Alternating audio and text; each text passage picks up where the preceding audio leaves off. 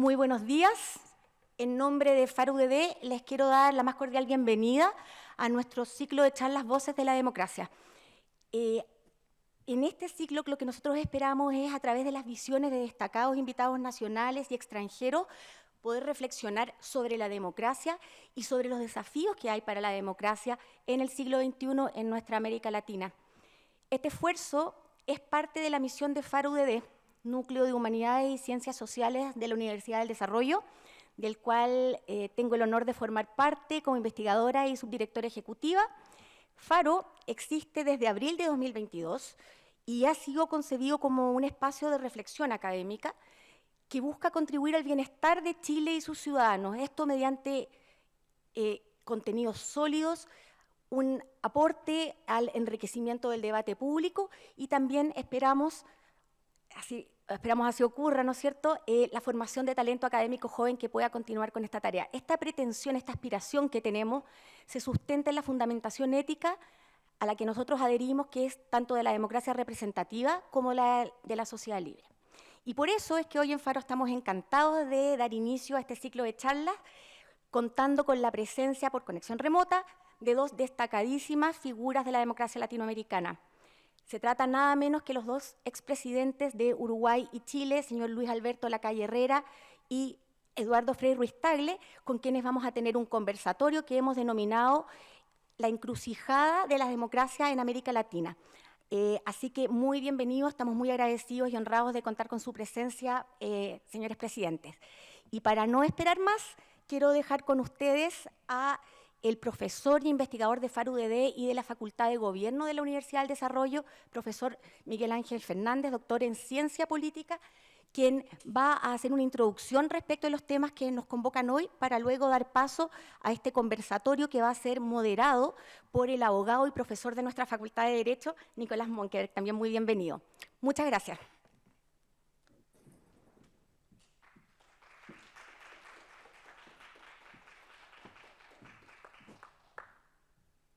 Buenos días, buenas tardes, dependiendo de qué hora nos estén viendo. Es un honor, de hecho, poder partir mostrando lo que realmente es, de alguna manera, una imagen de lo que está ocurriendo en el mundo y lo que ocurre en la región. La verdad de las cosas es que cuando uno habla de democracia, uno habla de mucho más que de elecciones. Uno habla de mucho más que de un simple proceso de conteo de votos, de elección de representantes de partidos políticos. Uno habla de un sistema de valores, de creencias que respeta las libertades, los derechos civiles, que de alguna manera pone atajo al poder del Estado, que ha sido un proceso de evolución histórico. De hecho, durante los últimos 200 años de nuestra historia, como humanidad, la democracia es un experimento joven. Es un experimento tan joven que recién, en las últimas 4 décadas, las dictaduras se han vestido con las ropas de la democracia, han utilizado las elecciones, han censurado la prensa, bajo este manto, esta idea de que efectivamente son democráticos. El viejo pasado atrás de la Guerra Fría, ¿no es cierto?, de que bastaba con declarar constitucionalmente que uno era una democracia, se terminó. Y hoy en día hablamos de democracias liberales solo cuando tenemos todos los requisitos para elecciones libres, abiertas, competitivas y seguras, y un irrestricto respeto a los derechos y las libertades civiles de la población. Pero este fenómeno de democracia, siendo tan joven en realidad, es un fenómeno solo que comienza con posterioridad a la Segunda Guerra Mundial. La última descolonización en África, en el sudeste asiático, dio origen a verdaderos leviatanes autoritarios que de alguna manera rompían con la tradición, con los principios y los valores de este sistema de régimen de gobierno, que es el único que hemos inventado hasta el día de hoy, que asegura libertades, que asegura derechos, que asegura poder vivir de manera más tranquila, sin el miedo a la opresión, sin el miedo a que alguna fuerza superior decida por nosotros. Pero, ¿qué ha ocurrido de hecho de alguna manera? Y en este gráfico que lo pueden ver en la presentación, se ve muy nítidamente. Esto es una evolución entre 1780 y el 2022. Hace una semana atrás, en Sudán se desató una guerra civil. Hace un par de días atrás hubo un anuncio de un presidente latinoamericano que no iba a buscar la reelección, algo inédito en su sistema en los últimos 30 años. Y la democracia es joven, pero no solo es joven, sino que además pareciera ser el privilegio de algunos sectores. La línea que está más elevada es la democracia en Europa Occidental y Norteamérica. Pero cuando uno compara qué pasa en Latinoamérica, qué pasa en África, qué pasa en Asia, la verdad las cosas es que la realidad es demasiado distinta. Es demasiado ajena la idea de un sistema democrático. Y esto lo podemos ver de manera muy nítida, intentando llevar a números esas palabras de Abraham Lincoln de gobernar para las personas. Cuando vemos la evolución de la cantidad de habitantes del planeta Tierra que viven bajo regímenes no democráticos, la cifra es impresionante. Un 56%, 1989, cayendo el muro de Berlín, acabándose la Guerra Fría, más de la mitad del mundo vivía bajo autocracias cerradas, las dictaduras más duras que hemos conocido. Hoy en día, en 2022, ese porcentaje se redujo, 43%. ¿Pero qué ocurrió? Llegó el auge de las autocracias electorales. Estos sistemas que, como decía bien, se visten con las ropas de la democracia, engañan a la opinión pública, a los ciudadanos, intentando buscar legitimidad internacional. Más o menos un 70% de la población del mundo vive en sistemas no democráticos. Y lo más triste de todo, si hay un 13% de democracias liberales hace 30 años atrás, hoy en día ese porcentaje es un 9%. El 9%, 1 de cada 10 personas que habitan este planeta viven en democracias liberales. Es decir, tienen asegurado derechos y libertades, tienen asegurado elecciones libres, justas, abiertas y competitivas. 1 de cada 10. Y uno se siente un poco privilegiado frente a esa realidad. ¿No es cierto? ¿Qué ocurre en nuestra región? ¿Qué ocurre en Latinoamérica? ¿Qué ocurrió en los últimos 30 años? El final de las dictaduras militares de la década del 80 trajeron consigo la promesa de la consolidación democrática, la promesa del gobierno del pueblo, y diferentes amenazas nos han afectado durante los últimos tiempos. Fíjense aquí en 2 colores solamente, los tonos azules y los tonos rojos. Los tonos azules son democracias electorales, que son democracias limitadas, donde ciertos derechos y libertades se han restringido. Y los rojos son dictaduras. Entre más intenso el color azul, mejor será la libertad de la cual gozan los ciudadanos. Entre más oscuro sea el rojo, peor será el yugo de la opresión del Estado. En los últimos 10 años, Latinoamérica vivió una erosión democrática como solo se había visto antes de la segunda ola de democratización. Solo comparable con la década del 60, solo comparable con la caída de tantos gobiernos democráticos a manos, ¿no es cierto?, de dictaduras militares que gobernaron durante gran parte del 70 y el 80 la región. ¿Y qué significa esto hoy en día? Significa que solo hay 3 países de Latinoamérica y el Caribe que son democracias liberales: Costa Rica, Chile y Uruguay. Y hoy día contamos con la presencia de 2 de quienes fueron presidentes de esas democracias liberales, que ayudaron al proceso de consolidación, que entienden perfectamente los riesgos de volver hacia atrás, de la erosión democrática, o como se le llama hoy en día, de la autocratización de las sociedades. 4 de cada 10 latinoamericanos viven bajo dictaduras, y solo un 5% de los habitantes de la región viven en democracias liberales. Solo un 5%. 1 de cada 20 ciudadanos de este continente que nos cobija tiene pleno respeto a sus libertades y derechos. Y el resto está ocurriendo un proceso muy dramático de erosión democrática. Venezuela es el caso insignia y el que todos conocemos, pero la verdad las cosas es que esto va mucho más allá. La censura a los medios de comunicación, los intentos del gobierno de turno por influir en la independencia del Poder Judicial, las restricciones a la libertad de culto y de expresión, a la libertad académica y cultural, son parte de las amenazas que vivimos hoy día en Latinoamérica. Son parte de los esfuerzos que nuestros representantes y la ciudadanía tienen que intentar superar. Nuevamente, solo 3 países, Costa Rica, Chile y Uruguay, y lo digo en ese orden por el puntaje que tienen según las investigaciones de la Universidad de Gotemburgo, nos demuestran la cruda realidad que vivimos hoy en día y nos demuestran que la democracia es algo que se trabaja todos los días. Es algo donde los actores políticos tienen que estar comprometidos, porque no es solamente, y voy a repetir esto, una forma de elegir a nuestros representantes, son principios y valores. Y la pregunta aquí es, ¿cuáles son las amenazas, de alguna manera? ¿A qué factores nos enfrentamos? ¿Por qué estamos en una encrucijada democrática hoy en día? Cuando miramos los diferentes derechos y libertades, cuando miramos la libertad religiosa, que pareciera ser algo tan antiguo, ¿no es cierto?, que los padres fundadores de los Estados Unidos tomaron como el ancla fundamental para construir un sistema donde el pluralismo floreciera. Nos damos cuenta que hay no solamente países como Cuba, como Venezuela, como Honduras, que la tienen restringida, El Salvador. En nuestro barrio pareciera ser que hay algunas libertades que están plenamente consolidadas. Libertad de asociación, libertad de expresión, pero aún así el trabajo es mucho más complejo que eso. Esto es solamente Latinoamérica. Y lo más complejo es que si solo nos fijamos en los colores de este cuadro, nos damos cuenta que pareciera ser que tenemos más amenazas y más desafíos de los que diariamente podemos entender. ¿Qué factores, por qué es tan importante la democracia? No solamente desde el punto de vista del ciudadano, porque el desarrollo económico, el progreso de las sociedades, el bienestar de la clase media, dependen de un sistema que entregue seguridad. Y la seguridad más básica son que no vamos a ser fruto de expropiaciones arbitrarias, de la fuerza de un tirano o del quiebre de los pactos sociales.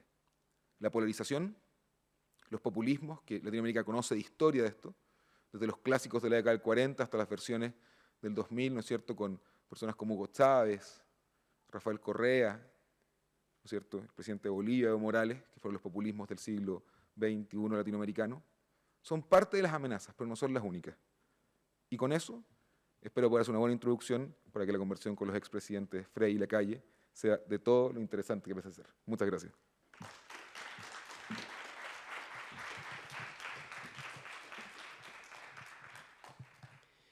Bueno, muchas gracias, Miguel Ángel, muchas gracias a todos los que nos acompañan hoy. Tenemos dos tremendos invitados, que son sin duda protagonistas de la democracia latinoamericana y que ya están en los libros de historia de nuestros países y del continente. El presidente Eduardo Frei Ruiz-Tagle, presidente número 32 de Chile, es ingeniero de profesión, muy temprano, desde el ejercicio privado, tomó la decisión de abocarse a defender la democracia y a promoverla en nuestro país para recuperarla. A partir de la muerte de su padre, dejó la actividad privada y se abocó de lleno al servicio público y ha tenido una meteórica y exitosa carrera. Elegido senador, después de haber integrado una gran cantidad de organizaciones para recuperar la democracia en Chile, para defender los derechos humanos, elegido senador, con una altísima votación, presidente de la democracia cristiana y presidente de Chile desde el año 1994 al año 2000, en plena transición de Chile hacia la democracia. Es uno de los presidentes que ha tenido la votación más alta en la historia del país, tanto en porcentaje como en número de votos. Durante los 6 años de su mandato, él tuvo un sello, y un sello que es tremendamente importante destacarlo hoy, porque de alguna manera fue visionario. Durante su mandato él construyó la red de tratados de libre comercio más grande que ha tenido Chile desde luego en su historia y una de las más grandes del mundo. Abrió la economía de Chile al mundo, consolidó la inversión privada y los acuerdos público-privados a través de un sistema agresivo y importante de inversiones y concesiones. Le correspondió manejar la economía en tiempos políticamente complejos. Le tocó administrar la transición hacia la democracia con todos los riesgos y con todos los desafíos que aquello significa. El legado del presidente Frei Ruiz-Tagle en Chile, sin duda, que lo estamos viviendo todas las generaciones hoy, en materia de reformas de educación y en áreas sociales, sin duda hoy día Chile no sería lo mismo después de lo que él hizo en su gobierno. De tal manera que tenemos un tremendo invitado que no solo, insisto, está en la historia de Chile, sino que también en la historia de la política latinoamericana. El presidente Luis Lacalle Herrera, de Uruguay, también se trata de una persona que trasciende las fronteras de su país. Él fue el presidente número 36 de Uruguay. Gobernó entre el año 1990 y 1995. Fue el heredero y promotor de una de las facciones políticas más importantes en la política uruguaya. Luchó, al igual que el presidente Frei en Chile, luchó para fortalecer y recuperar la democracia en su país. Sufrió por aquello. Sufrió teniendo que vivir en la semiclandestinidad, estando detenido e incluso siendo víctima de intentos de atentado. ¿Quién nos podrá contar? Pero nada de eso fue un impedimento para que él sea un luchador para defender la democracia en su país. Gobernó Uruguay contra viento y marea, teniendo minoría en el Congreso, y sin duda su sello más importante es un legado que se mantiene hasta el día de hoy. Abrió los pasos a un cambio económico en Uruguay. Sacó leyes muy importantes que parecían imposibles, como la ley de empresas públicas, la supresión a los monopolios de hecho, donde se abre la economía de Uruguay al mundo, gran promotor del Mercosur, y al mismo tiempo a la inversión privada.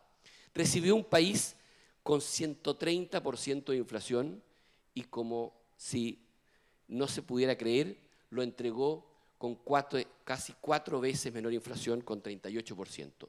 Eso no lo hace cualquier presidente, lo hace un presidente con coraje, que es capaz de tomar decisiones a veces impopulares, pero lo hace por la convicción.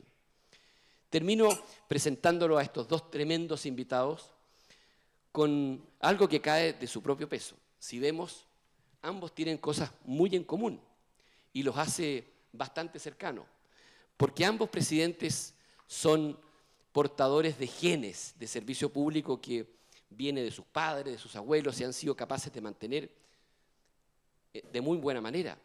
Ambos fueron defensores simbólicos y fundamentales de la democracia y opuestos a las dictaduras en los respectivos países. Ambos dejaron su exitosa carrera privada particular por entregarse al servicio público. Ambos les tocó gobernar en momentos difíciles de transición y con minoría en el Congreso. Pero ambos fueron un sello de volver a abrir las economías y hacer los cambios estructurales para que la libertad sea el sello de aquellas. Pero sin duda, lo que quiero con esto terminar y destacar, más común que tienen ambos, es que su imagen, una vez que entregan el gobierno, su aporte, su compromiso hacia sus respectivos países, lejos de estar en retirada, se ha incrementado. Y como expresidentes han sido también protagonistas de esta lucha que ha sido la vocación de vida por la democracia, por la libertad, por las economías abiertas. El rol del presidente Lacalle en esta línea y del presidente Frei, después de haber entregado sus respectivos mandos, ha sido un testimonio de que nacieron para defender la democracia y seguramente hasta el último día lo harán. Muchas gracias por inaugurar con ustedes este foro, Voces de la Democracia, y es un honor darle la palabra en primer lugar al presidente Eduardo Frei Ruiz-Tagle. Muchas gracias, Nicolás. En primer lugar, quiero dar un saludo muy especial al presidente Lacalle, con el cual compartimos un poco de nuestro tiempo como presidentes, pero con el cual hemos compartido las grandes luchas de la democracia en América Latina y nos encontramos permanentemente en foros y en distintas actividades. Yo quiero señalar que, a mi juicio, y porque lo decía Miguel Ángel, uno de los grandes problemas que aquejan a la democracia latinoamericana y mundial es el populismo. Y quiero decirlo rotundamente, en América Latina hemos cultivado y apoyado el populismo y somos los del mundo los que más tenemos ejemplos populistas que dañan nuestra democracia. Y por eso quiero hablar de ese tema porque creo que es crucial para la democracia que estamos viviendo hoy día. El populismo es una forma de democracia autoritaria para unos o una tendencia política para otros, pero tiene por finalidad atraer a las clases populares para lograr el poder. Es una ideología, un término controvertido, es un estilo retórico o movimiento político En cualquier caso, el discurso populista siempre seduce a un pueblo que se identifica con la figura de su líder y lo que representa, lo enfrenta a una élite que considera corrupta y ofrece soluciones simples a problemas complejos. El padre de esta verdadera, diría yo, drama de la democracia, que es el populismo, fue Mussolini. Él fue elegido el año 1922, instauró esto en Italia, y como en América Latina somos muy buenos para copiar lo malo y no para copiar lo bueno, prácticamente toda nuestra comunidad ha vivido en estas fases que quiero detallar y explicar por lo que eso simboliza para el desarrollo democrático de nuestros países. Y quisiera partir diciendo que tenemos a lo menos 4 olas de populismo en América Latina muy características. La primera es el populismo clásico, entre los años 40 y 1970, que se llamó por ideología nacionalista y por modelo económico industrialización por sustitución de importación. Y dentro de eso, los más destacados, Juan Domingo Perón, Getúlio Vargas en Brasil, José María Velasco Ibarra en Ecuador, que tuvo 5 veces de presidente, 5 veces. Después tenemos la ola del 80 al 90 llamada el neopopulismo, ideología neoliberal, modelo económico, el consenso de Washington, y que mejor representaron este movimiento en América Latina fueron el presidente Menem y el presidente Fujimori del Perú. Después vino el populismo de izquierda, 2000 hacia adelante, ideología de izquierda, post-neoliberalismo, Chávez, Kirchner en Argentina, tanto uno como la señora, hoy vicepresidenta, Evo Morales y Rafael Correa en Ecuador, que han constituido una serie de movimientos de integración que son solo para esa ideología y exclusión de todos los demás. Así no se construye una integración en América Latina. Y por último, el populismo neoclásico de derecha y de extrema derecha. Ideología de derecha, lógicamente, neoliberal, Bolsonaro, Bukele, y también podríamos agregar rasgos que hemos tenido en los años del gobierno del presidente Trump. Esto del populismo tiene algunas características muy similares y quisiera destacarlo. Primero, y lo voy a nombrar sucintamente porque evidentemente que toda la lista es muy larga, el caudillismo. Líderes del caudillismo, Mussolini, Hitler, Franco, Perón, Fidel Castro, Juan Velasco Alvarado y Hugo Chávez en América Latina. El ideologismo, una teología política fundada por un líder mesiánico y carismático. Demócratas apoyan a la democracia hasta que llegan al poder y se hacen del poder completo y se quedan para siempre. Una visión apocalíptica de la política. Todo lo que tiene que ver con la política es malo y hay que destruirlo. Un exclusivismo. Solo nosotros somos capaces de resolver los problemas. Somos los mesías, los que vamos a resolver todos los problemas. Y alientan el odio dentro de las poblaciones. El adanismo, fundacionales, a cada rato aparecen en nuestra América Latina. No conocen la historia, no saben nada de lo que pasó. Vamos a fundar una patria nueva. Y todo el pasado histórico, 100, 200, 300 años, se olvida. ¿En qué terminan? En lo que ya sabemos. Ellos decretan la verdad. Hablan todo el tiempo con las personas de sus pasiones, los enardecen, los organiza, señala rumbos, no respeta ningún límite. El nacionalismo exacerbado, el estatismo, los populistas son estatistas. Siempre el Estado va a tener que resolver todos los problemas de la gente. El clientelismo, la centralización de todos los poderes. Los funcionarios públicos no están al servicio de la sociedad, sino del líder. En fin, y siempre tienen un enemigo al cual lo califican de ventepatria y hay que entregar, y que se entrega a los peores intereses según lo que ellos dicen. Profunda aversión al periodismo independiente y antipatía hacia el pluralismo y la tolerancia política. Además, los populismos de izquierda y derecha en general presentan las mismas realidades. Hay diferencias en nuestra América Latina entre los populismos de derecha y los de izquierda? Yo creo que no.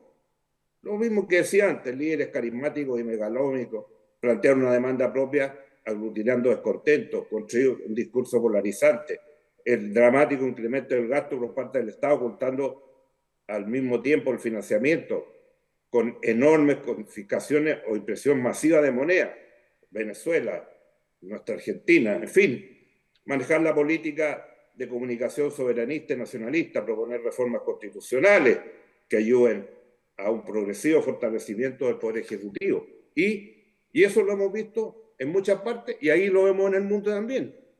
Han amanecido porque amaneció Dorado de Grecia, abiertamente filonazi, el Frente Nacional de Francia, fundado por Jean-Marie Le Pen, el partido Joachim húngaro, de la Rusia Unida de Putin. También tenemos los programas del partido de la Alianza para el Futuro de Austria, los gobiernos regionales de Lombardía y Véneto muchas veces han representado lo mismo. Y en cierto grado, en el caso de Trump que señalaba, y el UKIP de Farage, para señalar algunos casos del escenario mundial. Y frente a esa realidad, vemos nuestra triste realidad. Así como decía Miguel Ángel, que hubo una época en los años 70, 80 que se recuperaron las democracias. Pasó un tiempo largo, pero comenzamos de nuevo a recaer. Y ahí pasamos a lo que estamos viviendo hoy día, que cada día es más desesperante. Porque la verdad, y podríamos analizar país por país de nuestra América Latina y decir con toda responsabilidad, este es un horrible espectáculo, un triste espectáculo. Tiene hoy día la democracia de nuestra región de rodillas. Y eso hay que cambiarlo. No podemos seguir aceptando, tal como decía Miguel Ángel. Hace poco, el Economist en Intelligence Unit publicó la realidad de varios continentes y ponía en tercer lugar a América Latina, después de Estados Unidos, de Europa, etcétera, etcétera. Y los tres países que aparecían, Costa Rica, Uruguay y Chile. Y después venían el resto. Democracias híbridas, se hablaba ahí. Perú en el lugar 75. Estos tres primeros estábamos entre los 11, 17 y 19. Después nos saltamos a Perú 75, Paraguay 77, Ecuador 81, México 89, Honduras 91, El Salvador 93, Guatemala y Bolivia cerca del 100. Y por último, los que todos sabemos que son las democracias plenamente autoritarias que no tienen arreglo. Haití 135, Cuba 139, Nicaragua 143, Venezuela 147. Es para estar pesimista, pero realmente, a pesar de lo que digamos, siempre en América Latina han existido. Y después de la segunda ola populista, vinieron muchos países que recuperaron la democracia, hicieron elecciones libres, ha avanzado. Entonces, ¿cuál es la razón por la cual sucede esto? ¿Cuáles son las causas? Deterioro de la política, desprecio de la política, desprecio de los parlamentos, desprecio a las instituciones. Decir que los que están en el poder o los que han manejado el país, como se ha dicho tantas veces en los 30 años en Chile, no resolvieron los problemas en circunstancias que hicimos avances notables. Y hoy día se está mirando de nuevo hacia ese mundo y hacia esa realidad. Tenemos que hacer una respuesta democrática. ¿Cuál es el remedio del populismo? La educación, el trabajo, es decir, políticos honrados, políticas públicas eficientes, buena dosis de meritocracia. No partimos siendo tan negativos. Latinoamérica ha pasado por todas estas etapas, como he señalado, pero hoy día queremos más libertad, más igualdad, más paridad, más universalidad. Queremos democracias fuertes, con instituciones fuertes que son las que ayudan a resolver los problemas. Ninguna autocracia resuelve los problemas, como siempre han dicho, al final los liquida los países, la pobreza, el narcotráfico, falta de seguridad en las poblaciones.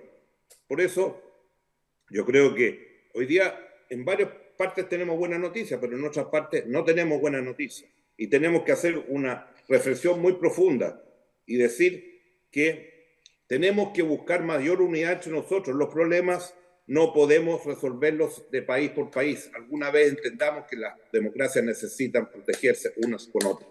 Y aquí en América Latina los procesos de integración han fracasado rotundamente. Todos los que hemos concebido en los últimos años, muy pocos casos de ejemplos resultan provechosos para la población.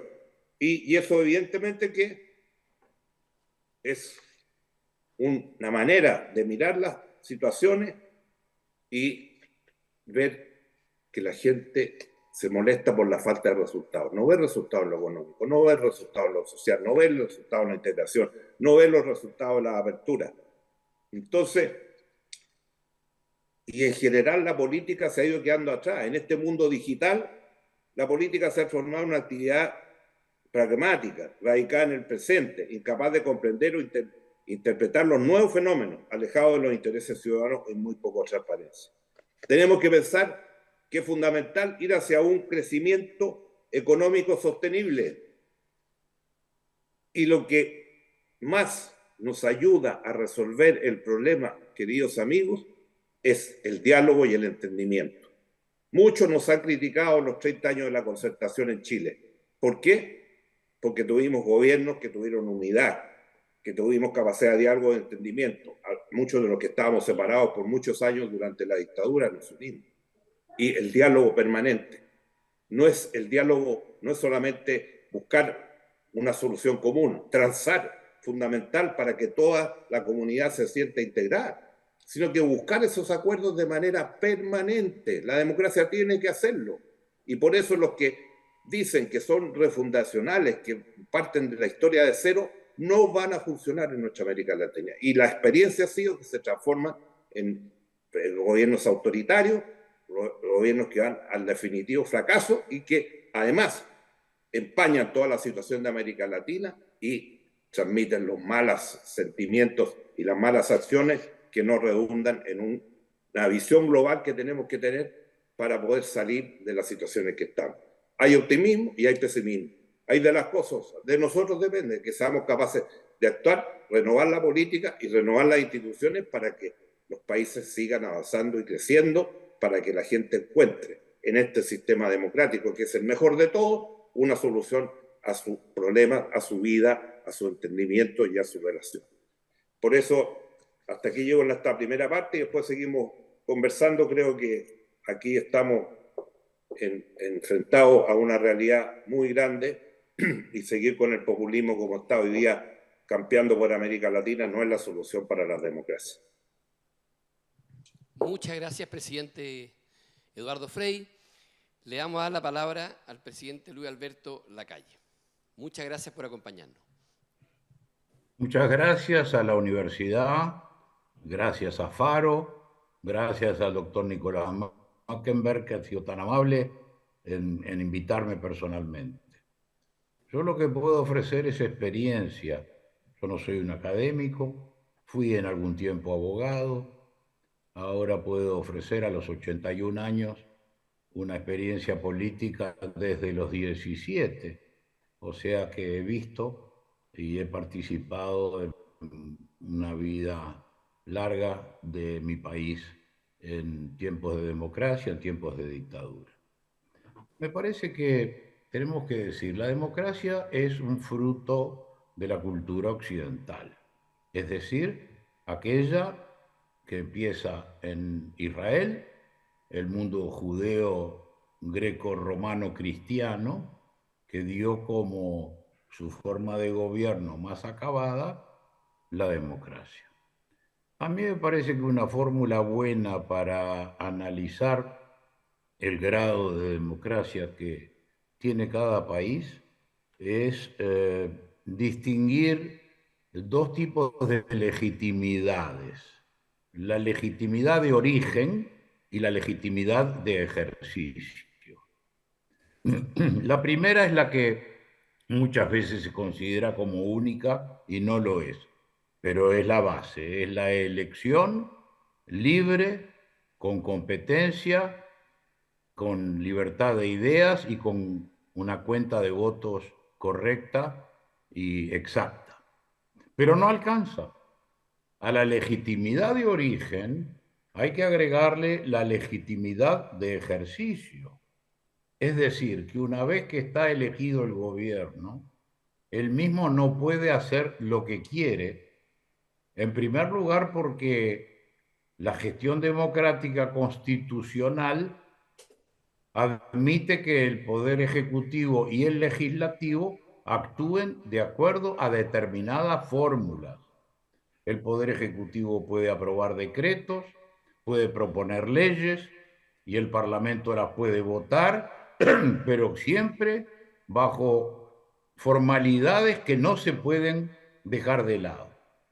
Y luego, lo que se llama Estado de Derecho, es decir, la legitimidad de ejercicio que complementa la legitimidad de origen, es aquella que se ejerce en el ámbito del Estado de Derecho, separación de poderes, libertad de prensa, la libertad de reunión, es decir, no es en cualquier ambiente, sino en ese que se desarrolla la legitimidad de ejercicio. Pues bien, hoy tenemos blanco y negro y gris. Blanco, las democracias que funcionan, como acabo de recordar. Negro, las que ya no son democracias, como Cuba, Venezuela, Nicaragua. Y luego las democracias grises. Muchas de ellas originan su mandato legítimamente, pero luego en el ejercicio desvían y pasan a la autocracia. Y pasan, como decía muy bien el presidente Frei, a esos populismos de un lado y del otro, que una vez que están instalados, repito, legítimamente en el origen, se desvían en el cumplimiento de la legitimidad de ejercicio.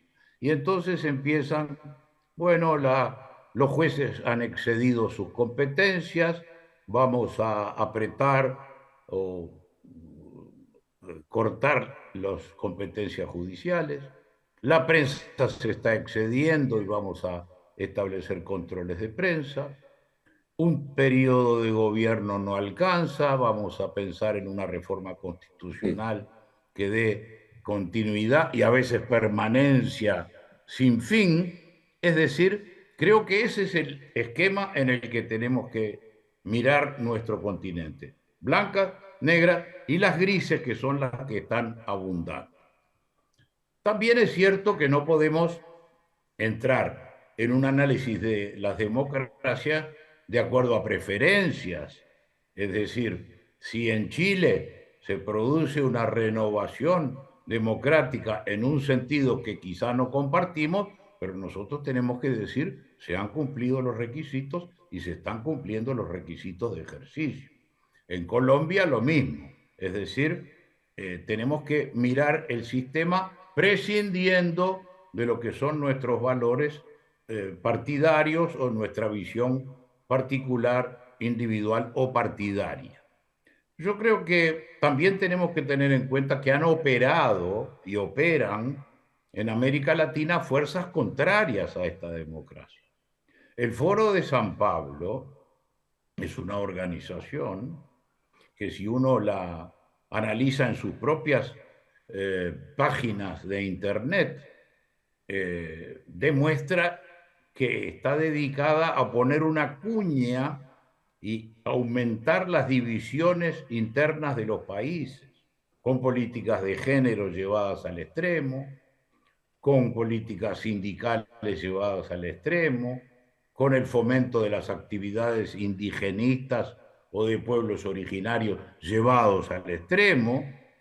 Esto fue un invento, fue una ideación de una persona tan inteligente como perversa, que fue Fidel Castro, que, viendo que su teoría tan larga de la revolución y la subversión no prosperaba, pasa a volcarse hacia el tema de las elecciones, y a través del presidente Lula primero y luego el presidente Chávez ingresan en este tipo de democracias grises. Este es un tema que tenemos que tener en cuenta. Puede haber una manifestación en un país contra el aumento del boleto o por cualquier otra causa que puede legitimar una expresión popular en las calles, miles de personas, y eso es un funcionamiento que tenemos que aceptar.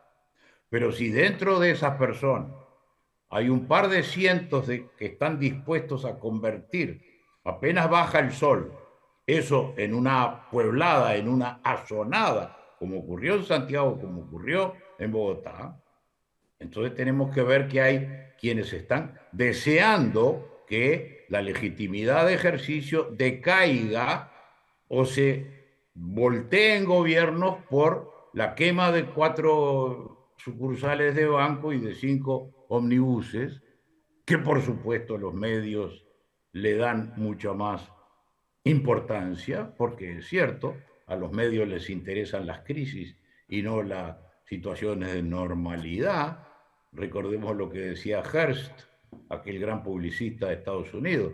La noticia de que un perro mordió a un hombre no la pongo en los diarios. Ahora, si un hombre muerde a un perro, seguramente lo voy a poner porque es la excepción y lo que llama la atención. Bueno, tenemos que ver entonces que la crisis que estamos viviendo está entre esos dos parámetros, la libertad de origen y la libertad de ejercicio, y las fuerzas que están trabajando en contra de esas dos legitimidades.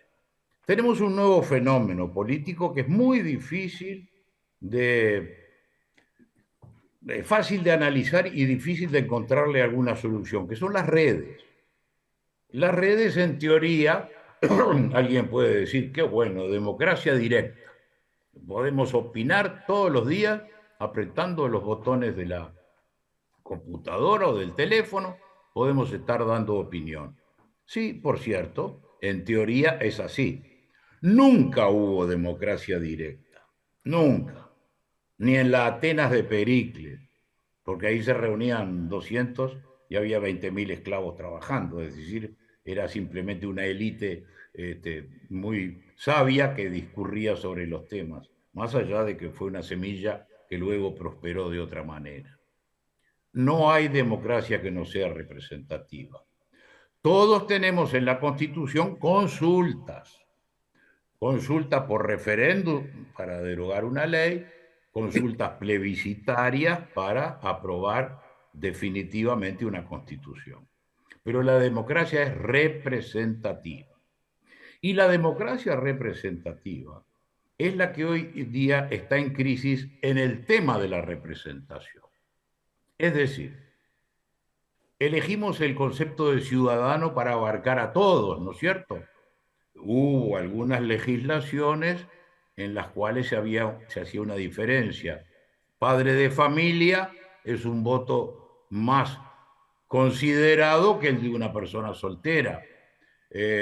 Los votos de las corporaciones se consideraban más legítimos porque los que eran trabajadores del transporte tenían una cierta unidad de propósitos y los que eran maestros tenían otra. Nosotros tuvimos que elegir el concepto de ciudadano, que es tenue, porque para abarcar a todos, para abarcar un campesino, un catedrático de universidad y un guardia civil, tiene que ser una categoría muy amplia y a veces sin verdadera sustancia. Entonces los partidos políticos cumplen una función esencial. Desde la gente hacia las instituciones, canalizan a los ciudadanos y no están solo con los maestros, ni solo con los ingenieros, ni solo con los académicos. Nosotros tenemos que buscar los comunes denominadores, que no es una tarea fácil. ¿Por qué? Porque hay legítimos intereses, hay intereses sindicales, hay intereses económicos, hay fuerzas de los medios de comunicación, hay fuerzas de las Fuerzas Armadas, hay presencia de las ONGs, es decir, el poder se ha ido repartiendo y distribuyendo en varios centros, aún de carácter internacional. El ecologismo, por ejemplo, es una fuerza en todo el mundo en este momento, que los hay partidos verdes en Europa y hay en nuestros países manifestaciones de ese tipo.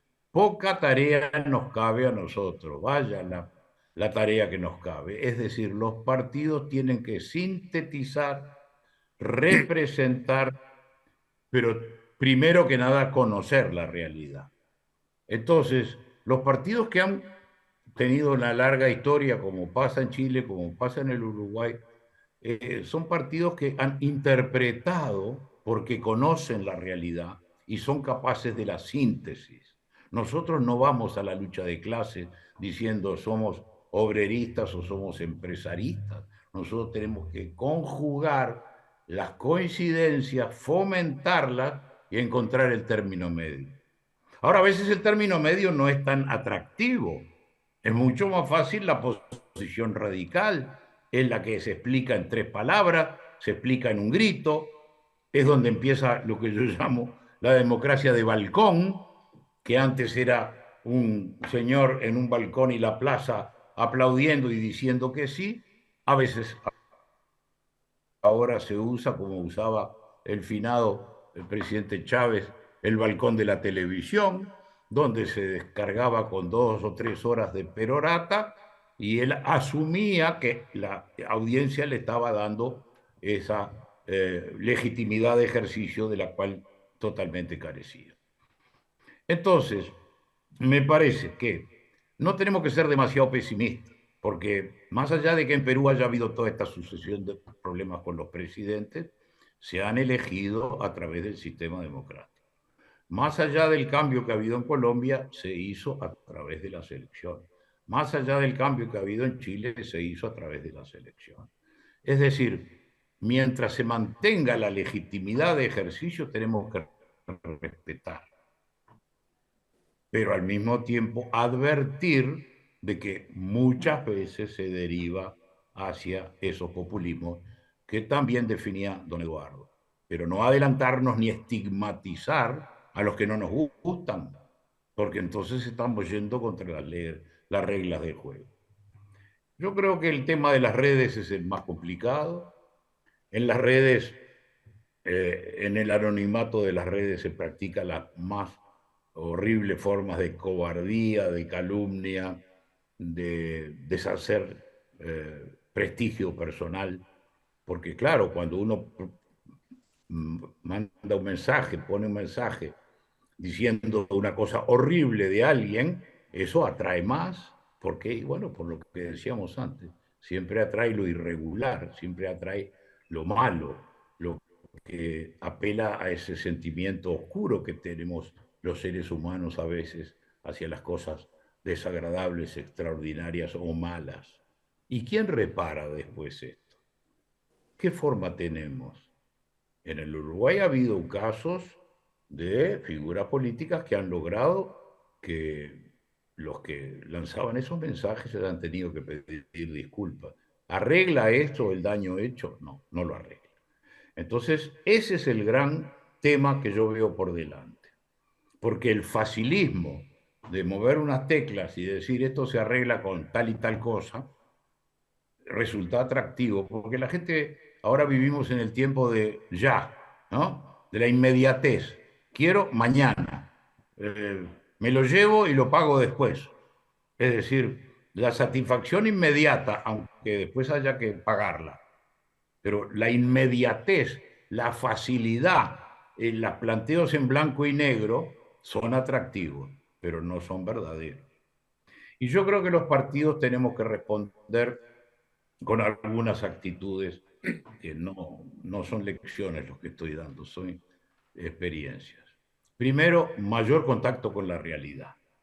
El Parlamento a veces se aleja, la tarea es grande, yo lo he sido, pero no perder el contacto con la realidad. Es decir, la posibilidad de juntarse, de escuchar fundamentalmente, escuchar. La gente necesita.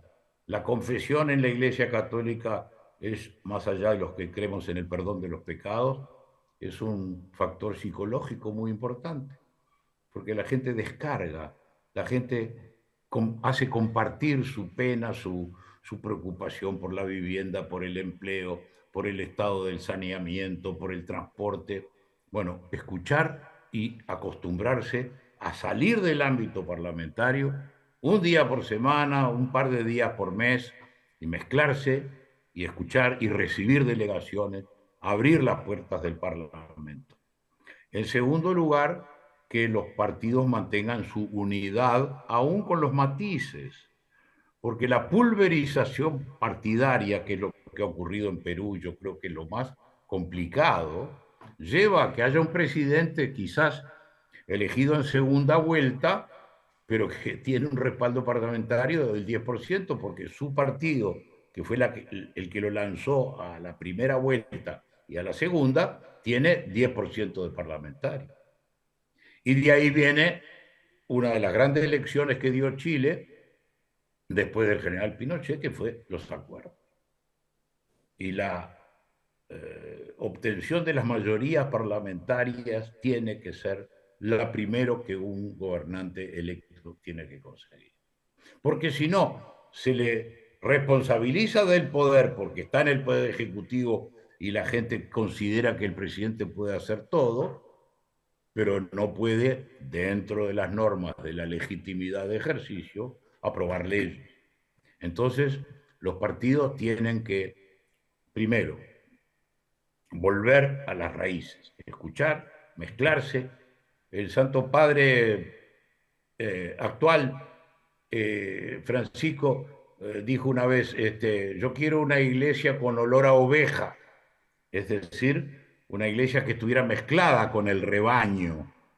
Y me parece que la metáfora la podemos aplicar. Yo quiero partidos políticos con olor a pueblo, con barro en los zapatos, eh, tocando, mirando, escuchando. Una cosa es decir, hay tanto desempleo, y otra muy distinta, estar con una persona que no trabajó hoy y no va a trabajar mañana y tiene esa angustia.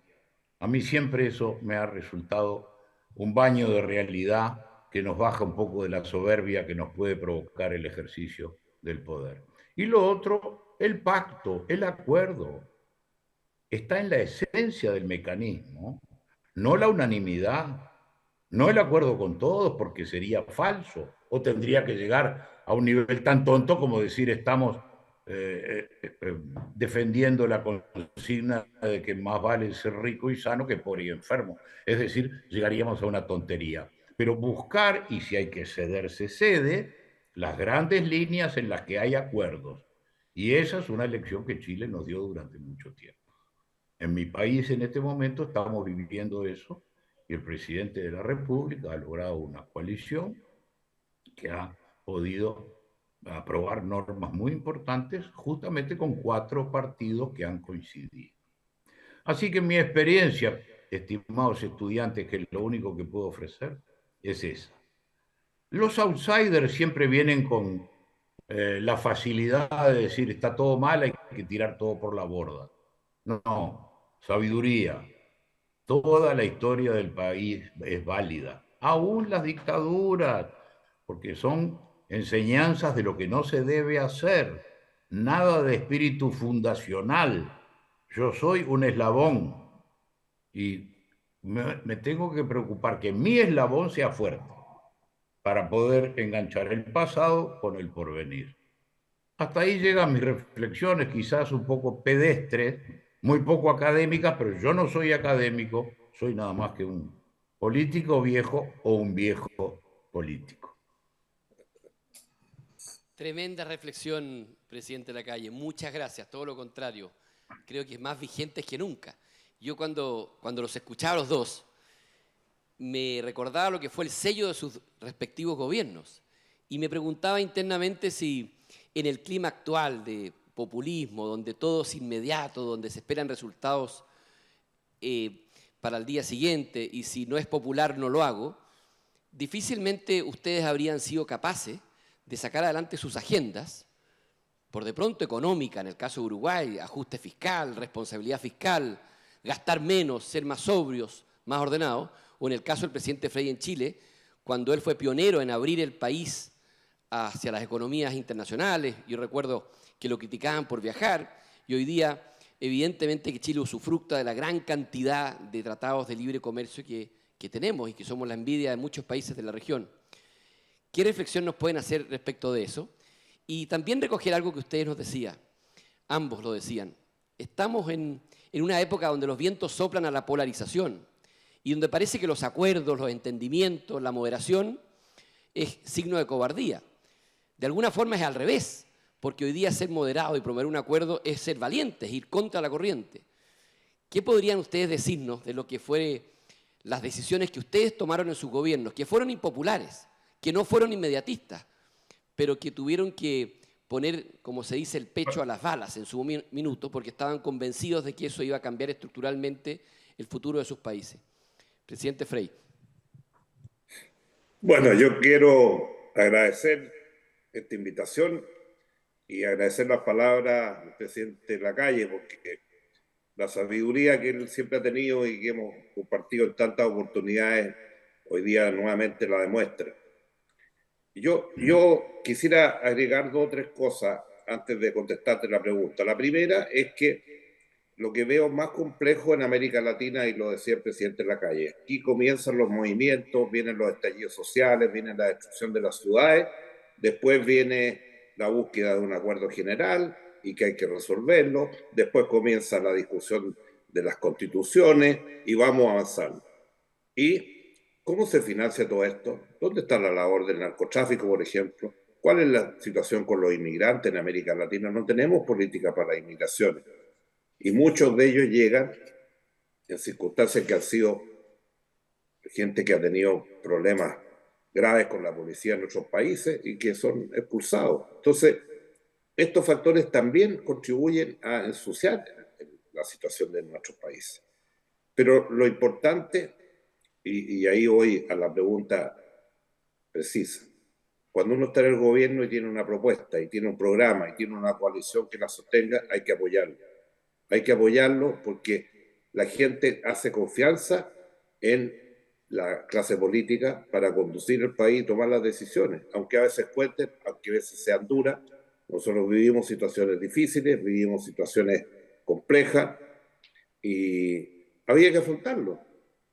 Durante mucho tiempo pagamos nuestra deuda externa, nos tocó la crisis asiática. Después tuvimos problemas de derechos humanos graves, pero supimos encauzarlo. Entonces, lo importante es mirar el país. Y como lo decías tú, Nicolás, la política internacional tan criticada en su momento ha representado que hoy día, año 2022, con todas las crisis que hemos vivido del COVID y de tantos temas internacionales, el 70% del PIB de Chile es nuestro comercio exterior. Y eso no se cambia de la noche a la mañana. Es un trabajo de más de 30 años de todos los gobiernos que siguieron esa línea como política de Estado para construir un país distinto, integrado al mundo y capaz de enfrentar los desafíos que tiene el mundo de hoy. Como decía nuestro amigo presidente Lacalle, el tema del mundo digital que estamos viviendo, ¿cómo lo enfrentamos? ¿Cómo lo resolvemos? Esas son las grandes decisiones que hay que tomar, porque además hay una nueva generación que nació y se crió y trabaja hoy día en base a lo que es la realidad de las comunicaciones y la realidad del mundo digital que llegó para quedarse y que es la gran transformación del mundo en estos días. Y eso tenemos que asimilarlo como gobierno, haciendo las cosas como corresponde, enfrentando esos desafíos y también dando la seguridad a las comunidades que pueden participar, que pueden actuar y que no son motivos del desorden o de la delincuencia común, del narcotráfico que desgraciadamente inunda muchos de nuestros países, un factor que muchas veces no queremos mirar o no queremos enfrentar. Pero esa es la realidad que estamos viviendo y dentro de cualquier alternativa que se presente en estos campos, el acuerdo, el diálogo, la conversación. Hoy día en América Latina no tenemos integración. Hoy día en América Latina no resolvemos los problemas del narcotráfico, no resolvemos globalmente entre todos, no resolvemos el problema de la inseguridad en las calles. No resolvemos el problema como decía, de las migraciones. Lo tenemos que manejar entre todos, de lo contrario creamos situaciones imposibles para la vida de mucha gente. Por eso te agradezco mucho esta invitación y siempre dispuesto a dialogar, a conversar porque eso es lo que muchas veces nos hace falta, y no descalificar en forma violenta a las personas o a las comunidades, sino que aprender a convivir en un sistema democrático. Y eso se hace con partidos, se hace con sistemas, se hace con instituciones, se hace con parlamentos, se hace con Corte Suprema independiente, y no como los que nos pretenden enseñar estas cosas que tienen sus países destruidos, como hay tanto en América Latina. Muchas gracias, presidente Frei. Presidente Lacalle. Bueno, sí, yo no sé cuánto tiempo tenemos, pero haría 3 puntualizaciones. En primer lugar, cuidado con las propuestas políticas preelectorales mesiánicas prometiendo que se va a solucionar todo. Nosotros somos muy partidarios de las propuestas de gobierno acotadas a lo que se pueda hacer. Nosotros, cuando nos presentamos en el año 89, calificábamos a nuestra propuesta de justa y de posible. Justa porque uno tiene que ser instrumento de la justicia. Y posible porque es la verdadera justicia, es hacer lo posible. Lo imposible es injusto porque es mentira. Entonces, no proponer, voy a solucionar el tema de la vivienda. No, voy a hacer tantas viviendas. No voy a solucionar el tema de la educación. Voy a hacer una primera modificación. Eso nos permite, al final de los periodos, primero, que la gente sepa hasta dónde nos comprometimos, y segundo, al final del periodo decir, hemos cumplido tanto, tanto, tanto, y otras cosas no hemos cumplido. En segundo lugar, la función didáctica de los partidos. Es decir, los partidos tenemos que transmitir de la misma manera que representamos desde abajo hacia arriba, tenemos que desde arriba hacia los militantes y hacia la gente en general explicar simplemente cosas que a veces están en el ámbito de los técnicos. ¿Por qué es mejor no tener déficit fiscal? Entonces la gente dice, ¿y déficit fiscal a mí qué me importa? Si yo soy un trabajador, soy un jubilado, soy un ama de casa. Bueno, hay que explicar que es mejor tener las cuentas equilibradas para no tener que pedir prestado. Dice, la libertad de comercio. ¿Y a mí qué me importa la libertad de comercio si yo soy un campesino que estoy trabajando mi fruta y mis cosas? Bueno, mi amigo, la posibilidad, y por eso envidiamos a Chile y recordamos la presidencia Frei, es abrirnos al mundo, porque nosotros somos vendedores de nuestros productos. Y por eso la admiración y la envidia, santa envidia, si uno dice santa puede envidiar, de lo que ha logrado Chile. Es decir, explicar.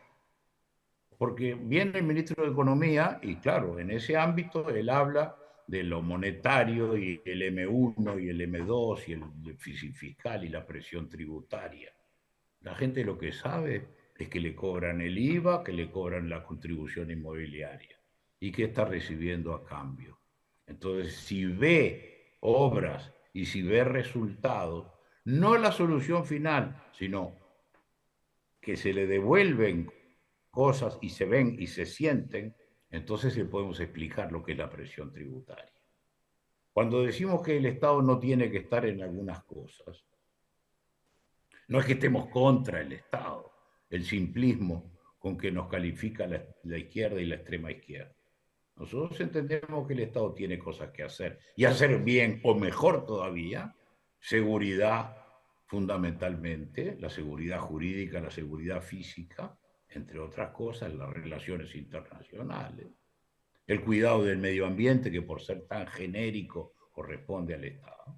Pero después, que los combustibles la venta de combustibles la haga la empresa privada, que los teléfonos, es decir, no es que estemos contra el Estado, queremos un Estado mejor y más fuerte, pero en lo que realmente le corresponde. Y eso hay que explicarlo, porque a veces el Estado, miremos lo que pasa en nuestra vecina República Argentina, se dedica a la beneficencia, entregando dinero, y un buen día eso se paga pero ha generado una dependencia de mucha gente respecto del Estado que desfigura el régimen democrático. Es decir, los partidos no tienen que ser maestros ciruela que saben todo, pero explicar lo que a veces aparece en la primera página del periódico o en el informativo de la televisión diciendo, ¿saben qué? Esto quiere decir esto. El Uruguay acaba de aprobar una reforma de la seguridad social. Se han establecido regímenes muy suaves de ingreso al nuevo sistema, en el cual hay que trabajar 2 años más o 3 años más según la edad que cada uno tenga. ¿Por qué? Porque el sistema no es sostenible. Y entonces el gobierno aceptó y asumió la responsabilidad. No es un tema popular, pero es un tema que explicado lo tiene que entender todo el mundo, porque las jubilaciones se podrán pagar en el futuro gracias a que se modifica trabajar un par de años más. Entonces, eso explicado, la gente lo va a entender. Y el que esté en contra va a estar en contra porque se le da la orden o porque tiene una conformación de opinión pública y mental que lo indica a estar contra todo, salvo cuando su fuerza política esté en el gobierno. Así que creo que tenemos tarea, los veteranos tenemos que hablarle a la gente joven, yo por suerte estoy dedicado a eso, ya estoy fuera, además tengo parentesco con el presidente de la República, entonces estoy totalmente fuera de la política cotidiana, pero tengo un gran gusto en hablar de estas cosas con la gente joven, porque los partidos siguen siendo la columna vertebral del sistema democrático representativo. Sí, muchas gracias, presidente. No podemos cerrar este conversatorio. Ustedes son dos testimonios vivos, demasiado importantes en lo que es el desarrollo de la democracia latinoamericana, además, que tuvieron que defenderla y promoverla. Ojalá pudiera cada uno despedirse sin antes poder transmitirnos algo más personal. ¿Cuál creen ustedes que a través de su trayectoria política o quizás en sus mandatos fue el momento, la decisión en defensa de la democracia más difícil, más crucial, la que más les complicó, la que quizás quisieran dejar como legado a su familia o al país? Aquella que a lo mejor se guardan en la intimidad, que fue el momento, quizá el hito más importante en defensa de la democracia que tuvieron que sacar adelante. Les doy a cada uno 3 minutos que puedan comentarnos eso y despedirse, y desde ya, muchísimas gracias, ha sido un honor que ustedes hayan inaugurado este ciclo tan importante para Faro y para la universidad. Bueno, si me dejan primero, porque lo tengo bastante claro, yo diría que hubo 2 decisiones muy difíciles. Una, la ley de reforma de las empresas públicas fue derrotada en un referéndum con una mayoría de 72% en contra, y nosotros tuvimos que replantear el plan de reformas de acuerdo a lo que dijo la gente. La segunda fue sustituir al comandante en jefe del ejército en una circunstancia que tenía que ver con el tema de Berríos, entre otras cosas.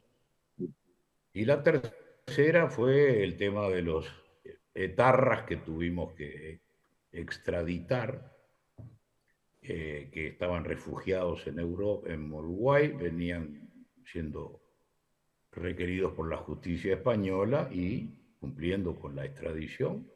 Así lo hicimos y tuvimos una situación muy difícil. Esas fueron las 3 noches más difíciles de los 5 años. Muchas gracias, presidente Lacalle. Presidente Frey. Bueno, yo también tuve crisis, como todos los gobiernos, la crisis asiática, por ejemplo, pero ahí estuvimos, y ya el año 2000, en el primer año del gobierno siguiente, el presidente Lagos, crecimos a tasas casi del 5%, o sea, nos endeudamos al país, que era una preocupación, y todos los fondos internacionales nos ofrecían recursos para salvarla. Pero hay 2 cosas que yo destaco mucho. El primero, a nosotros nos correspondió cerrar las minas de carbón de Chile, de Lota y Coronel, que fue un gesto muy audaz en ese tiempo y muy difícil de manejar porque había mucha gente involucrada, todas las minas eran submarinas, la gente se moría de enfermedades, de silicosis y otras cosas, y sacaban un carbón que era de muy bajas calorías y que no servía y que no era comerciable, y por lo tanto hicimos todo un programa para resolver ese tema. Y eso nos llevó también para mejorar el cambio climático y disminuir todas las emisiones, gastando menos carbón en la generación eléctrica.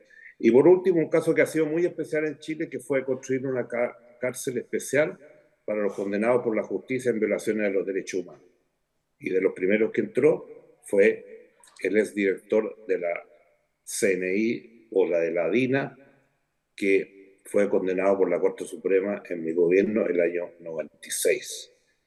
Y lógicamente que era un tema difícil en ese momento, porque establecimos que la justicia tenía que cumplir con su labor, que no había cumplido durante la dictadura, y que esa gente tenía que cumplir sus condenas. Para eso construimos una cárcel. Muchos se opusieron, pero al final se construyó. Y ahí han estado y han pasado decenas y centenas de exuniformados, pocas veces vistos en América Latina o en el mundo, y pocas veces visto que el jefe de la policía secreta, el jefe de la dirección de las Fuerzas Armadas en esta materia, tuvo que estar preso ahí hasta que prácticamente se murió. Y todos los gobiernos posteriores al mío prometieron cerrar esa cárcel y nunca lo han hecho en más de 23 años.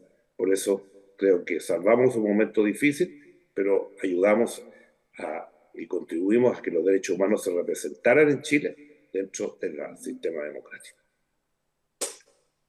Bueno, muchas gracias a los dos. Ha sido un honor compartir esta hora con ustedes.